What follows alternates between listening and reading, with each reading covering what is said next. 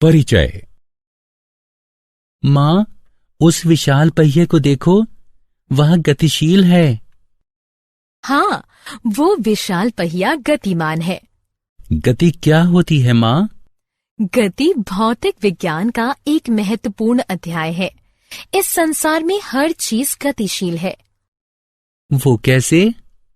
हालांकि वो बहुत कम और बहुत धीरे धीरे गतिमान हो सकती है, लेकिन हर चीज गतिशील होती है। लेकिन मैं तो गतिशील नहीं हूँ। यद्यपि तुम खड़े हुए प्रतीत होते हो, लेकिन पृथ्वी सूर्य के चारों तरफ घूम रही है और सूर्य हमारी आकाश गंगा के चारों तरफ घूम रहा है। गति कभी नहीं रुकती। माँ, मैं गति के बारे में और अधिक जानना चाहता हूँ। कृपया मुझे बताओ। ठीक है, चलो पहले घर चलते हैं, फिर मैं तुम्हें गति के बारे में बताऊंगी। उद्देश्य। इस पाठ के अंत में आप निम्न करने में सक्षम हो जाएंगे: गति को परिभाषित करना, सरल रेखीय गति का वर्णन करना, एक समान गति तथा असमान गति को समझना, चाल की गणना करना, वेग को परिभाषित तथा गणना करना, त्वरण को परिभाषित करना, गति के ग्राफीय प्रदर्शन को समझना, एक समान वृत्तीय गति का वर्णन करना। गति को समझना। गति दर्शक की स्थिति पर निर्भर करती है। उदाहरण के लिए हम देख सकते हैं कि एक वाहन धरातल के सापेक्ष गति में है। विभिन्न दर्शक किसी वस्तु की गति को अपने अनुसार देख पाते हैं। या फिर हम कह सकते हैं, अगर कोई वस्तु गतिमान है तो उसकी स्थिति दर्शक के सापेक्ष परिवर्तित होती है। एक घूमती कुर्सी, एक झूला, एक उछलती गेंद गतिशील वस्तुओं के उदाहरण हैं। पृथ्वी का सूर्य के चारों तरफ अपनी कक्षा में घूमना भी गति कहलाता है। सरल रेखीय गति। हमारे संसार में हर चीज गतिमान है, यहां तक कि स्थिर वस्तुएं, जैसे कि हमारा घर भी सूर्य या और तारों के सापेक्ष गति में है।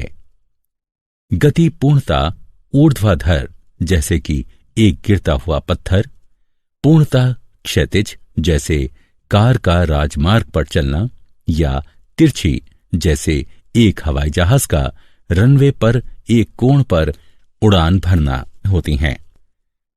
किंतु ये एक सरल रेखा में होना चाहिए। जब हम भौतिक विज्ञान में किसी वस्तु की स्थिति को ज्ञात करने की कोशिश करते हैं, तब हम उसकी स्थिति को किसी निर्देश बिंदु से निर्धारित करते हैं। इस बिंदु को मूल बिंदु कहते हैं, जो कि अक्ष का शून्य बिंदु होता है, एक्स, वाई या जेड। हम किसी वस्तु की स्थिति का अंकीय प्रदर्शन उसको निर्देश बिंदु के धनात्मक दिशा या ऋणात्मक दिशा में रखकर करते हैं। उदाहरण के लिए एक कण को x बराबर 10 मीटर रखते हैं। यह कण x अक्ष के मूल बिंदु से 10 मीटर दूर स्थित होगा। जैसा कि तुमने पाया कि वस्तु की स्थिति को लंबाई की किसी मात्रक से मापा जाता है, हम यहां उदाहरण के तौर पर मीटर को मात्रक लेंगे। यहां वस्तु द्वारा तय की गई दूरी 10 मीटर है। किसी वस्तु की दूरी को निर्धारित करने के लिए हमें केवल अंकीय मान की आवश्यकता होती है, ना कि उसकी गति और दिशा की। किसी भौतिक राशि का अंकीय मान उसका परिमाण होता है। वस्तु की प्रारंभिक एवं अंतिम स्थिति के बीच की न्यूनतम दूरी को वस्तु का विस्थापन कहते हैं। एक समान गति तथा असमान गति। एक समान गति तथा असमान गति को समझने के लिए एक उदाहरण लेते हैं। इस सारणी यानी तालिका को देखो। यह कार ए द्वारा तय की गई दूरी है। माना कि 0 सेकंड में ये 0 मीटर दूरी तय करती है। 5 सेकंड में ये 10 मीटर तय करती है। 10 सेकंड में ये 20 मीटर दूरी तय करती है, इत्यादि। या हम कह सकते हैं कि हर 5 सेकंड में कार 10 मीटर दूरी तय करती है, क्योंकि ये समान समय अंतराल में समान दूरी तय करती है, तो उसकी गति को एक समान गति कहते हैं। अब कार बी को देखो। कार बी 5 सेकंड में 5 मीटर दूरी तय करती है। 10 सेकंड में ये 15 मीटर दूरी तय करती है। 15 सेकंड में ये 20 मीटर दूरी तय करती है। हमने देखा कि कार बी समान समय अंतराल में समान दूरी तय नहीं करती, तो उसकी गति को असमान गति कहते हैं। चाल। क्या तुम विभिन्न चाल से चल रही दो समान वस्तुओं में अंतर बता सकते हो? जैसा कि हम सब जानते हैं कि समान समय में वो वस्तु अधिक दूर जाती है जो कि तेज चलती है या तेज चाल से चलती है, बजाय उस वस्तु के जो धीरे चलती है। चाल में दूरी एवं समय दोनों साथ साथ होते हैं। तेज का मतलब या तो दूर, ज्यादा दूरी, या जल्दी यानी कम समय से होता है।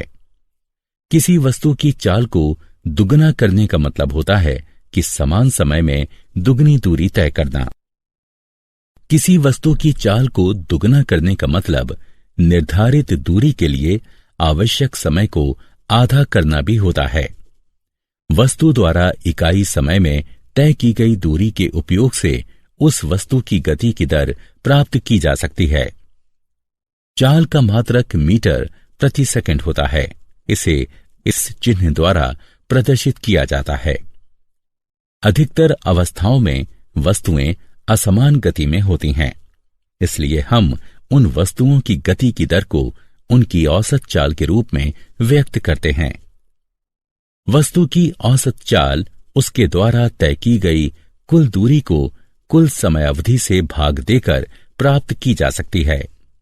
यदि एक वस्तु t समय में s दूरी तय करती है तो इसकी चाल v बराबर s/t होगी। दिशा के साथ चाल। एक निश्चित दिशा में चाल को वेग कहते हैं। किसी वस्तु की चाल व्यक्त करती है कि वह कितनी गति से चल रही है, जबकि वेग वस्तु की चाल एवं दिशा दोनों को दर्शाता है। एक समान वेग के लिए वस्तु को नियत चाल से निश्चित दिशा में चलना चाहिए। इसकी गणना औसत चाल की गणना के समान ही होती है।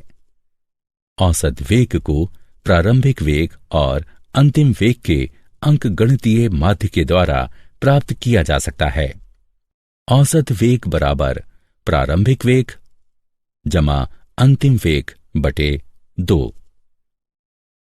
गणितीय रूप में v/a/v बराबर u जमा v बटे में 2, जहां v/a/v औसत वेग है, u प्रारंभिक वेग है तथा v वस्तु का अंतिम वेग है। चाल तथा वेग दोनों का मात्रक समान अर्थात मीटर प्रति सेकंड होता है।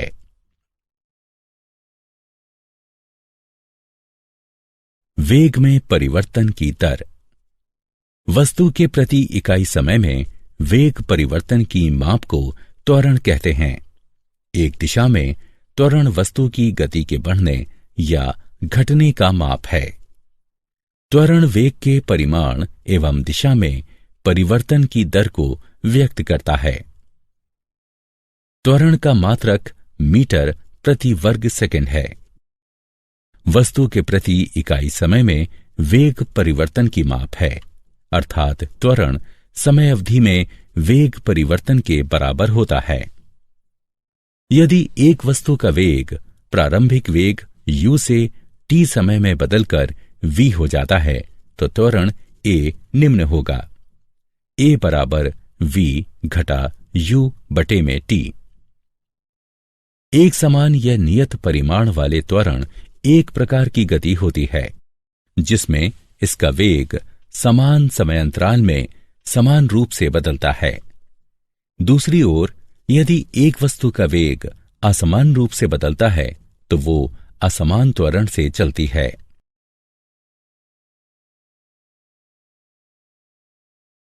उदाहरण, चलो एक रेसिंग कार का उदाहरण लेते हैं। यह प्रारंभ से अंतिम तक 10 मिनट या 0.17 घंटे में 23 किलोमीटर दूरी तय करती है। हमको इसकी औसत चाल तथा औसत वेग की गणना करनी है। हमें पता है कि औसत चाल तय की गई कुल दूरी को कुल समय अवधि से भाग देकर प्राप्त किया जा सकता है। अर्थात औसत चाल 23 किलोमीटर दूरी को 0.17 घंटे से भाग देने पर 135.29 किलोमीटर प्रति घंटे के बराबर आएगा। उसी प्रकार से औसत वेग कुल विस्थापन को कुल समय अवधि से भाग देकर प्राप्त किया जा सकता है। जैसा कि हम चित्र में देख सकते हैं कि कुल विस्थापन 4 किलोमीटर है, इसीलिए औसत वेग 4 किलोमीटर को 0.17 घंटे से भाग देने पर 23.53 किलोमीटर प्रति घंटे के बराबर आएगा।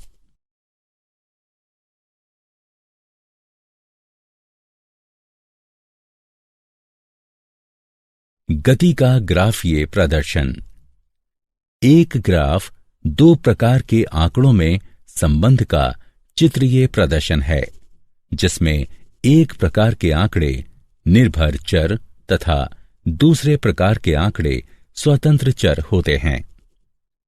विस्थापन। क्योंकि विस्थापन एक निर्भर भौतिक राशि है, इसलिए समय ग्राफ में इसको y अक्ष पर प्रदर्शित किया जाता है तथा समय स्वतंत्र राशि है, अतः इसे x अक्ष पर प्रदर्शित किया जाता है। अगर किसी वस्तु की स्थिति समय के साथ बदलती है तो वो गतिशील है। यदि कोई वस्तु समान समय अंतराल में समान विस्थापन तय करती है तो ग्राफ x अक्ष पर एक सीधी रेखा होगी जो एक समान गति को प्रदर्शित करता है। यदि ग्राफ एक वक्र है तो वो असमान गति को प्रदर्शित करता है। विस्थापन समय ग्राफ का ढलाव वस्तु के वेग को प्रदर्शित करता है। हम इसके बारे में एक छोटे से क्रियाकलाप के बाद विस्तार से जानेंगे।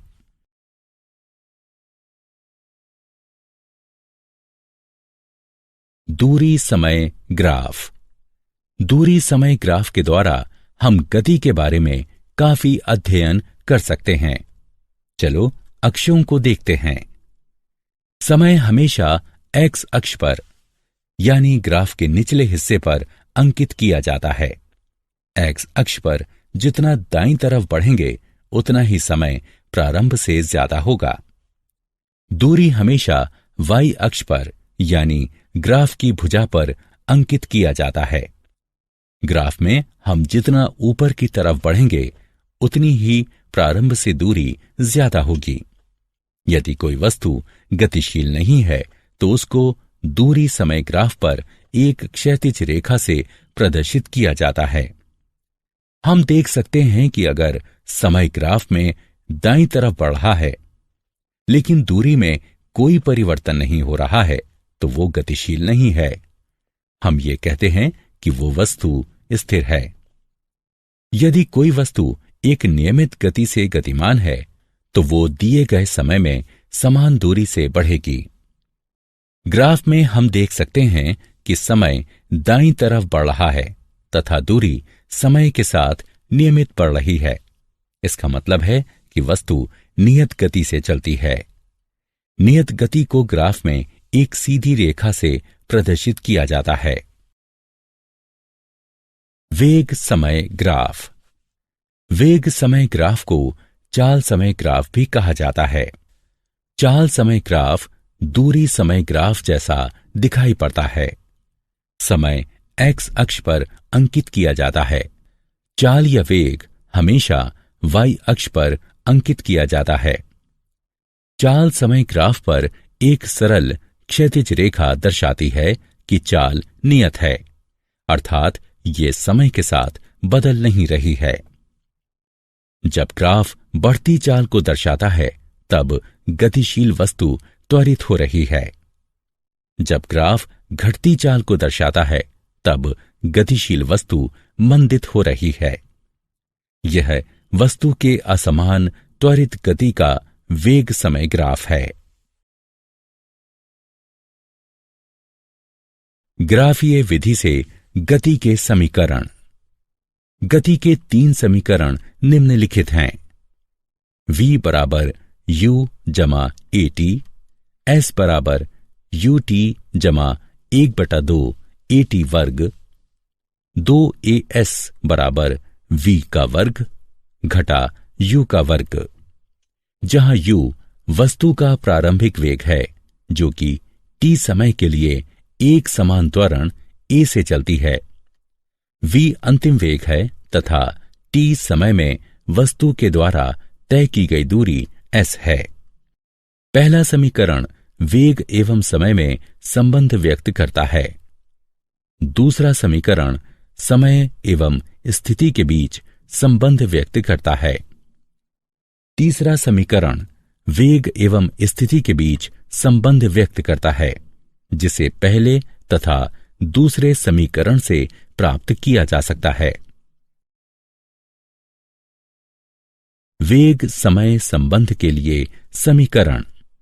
कोई वस्तु जो कि एक सरल रेखा में एक समान वेग से चल रही है, माना कि समय t बराबर 0 पर इसका एक समान त्वरण a है, जबकि इसका प्रारंभिक वेग u है।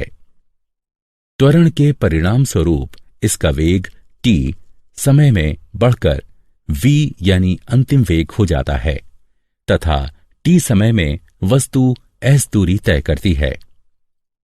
चित्र वस्तु की गति के वेग समय ग्राफ को दर्शाता है।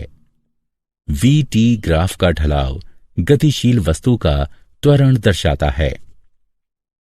अतः त्वरण बराबर ढलाव बराबर ab बराबर bc बटे ac बराबर v घटा u बटे t घटा o, अथवा a बराबर v घटा u बटे t, v घटा u बराबर at, v बराबर u जमा at, जो कि गति का पहला समीकरण है।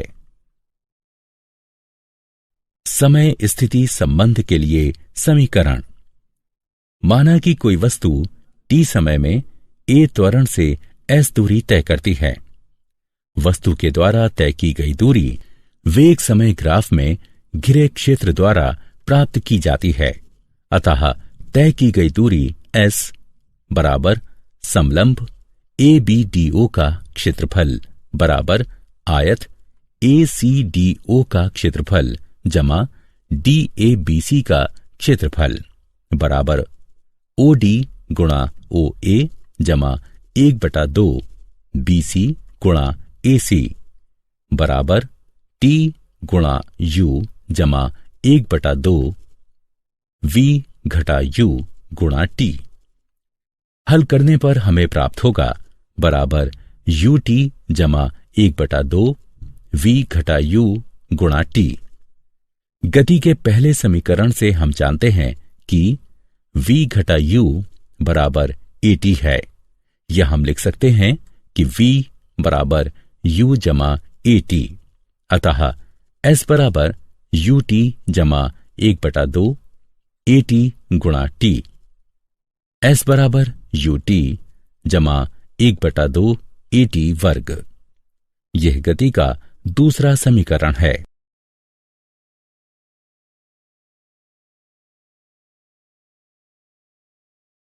वेग स्थिति संबंध के लिए समीकरण। गति का तीसरा समीकरण इन पहले 2 समीकरणों से प्राप्त करेंगे। वेग समय ग्राफ से तय की गई दूरी s बराबर समलंब OABD का क्षेत्रफल बराबर 1/2 B1 जमा B2 गुणा h बराबर 1/2 OA जमा BD गुणा AC। OA बराबर U, बी डी बराबर वी और ए सी बराबर टी रखने पर हम पाते हैं एस बराबर 1/2 यू जमा वी गुणा टी। समीकरण 1। लेकिन जैसा कि हम जानते हैं कि ए बराबर वी जमा यू बटे टी अर्थात टी बराबर वी घटा यू बटे ए।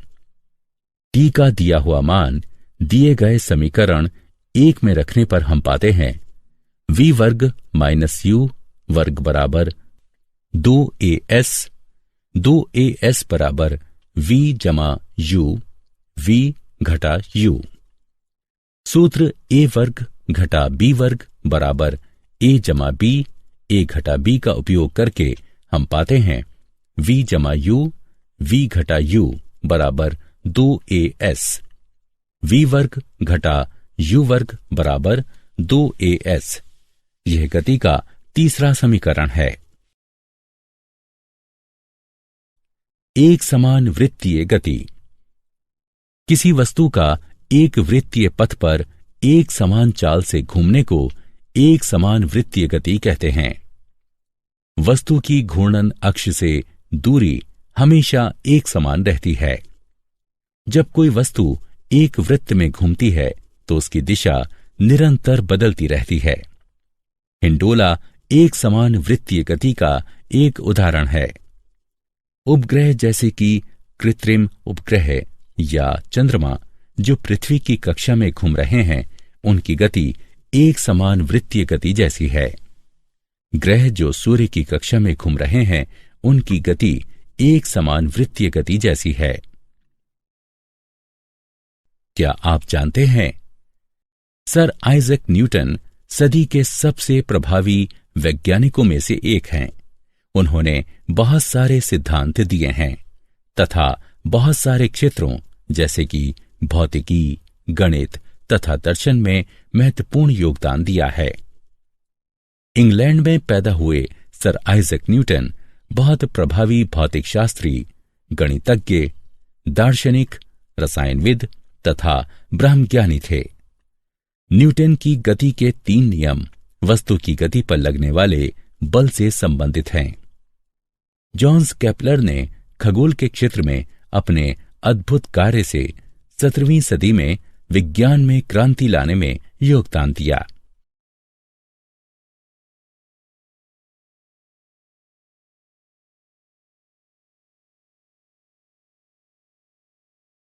सारांश।